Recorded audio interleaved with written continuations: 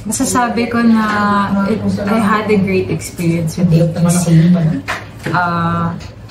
Maganda yung treatment nila. I was properly accommodated and I felt na prioritized talaga ako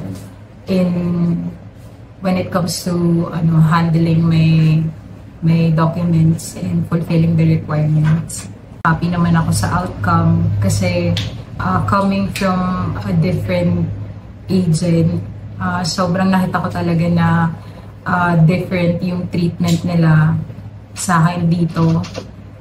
Kaya ako pinili yung CNC kasi a friend of mine goes there. Nauna na siya ahead of me. And I was supposed to go to a different institution. Pero in-encourage na ako kasi mas mura yung tuition fee and mas maganda daw yung quality ng education. I would like to invite you all to allow your documents to be handled by APC kasi maganda talaga yung treatment nila and you will really be prioritized and accommodated properly.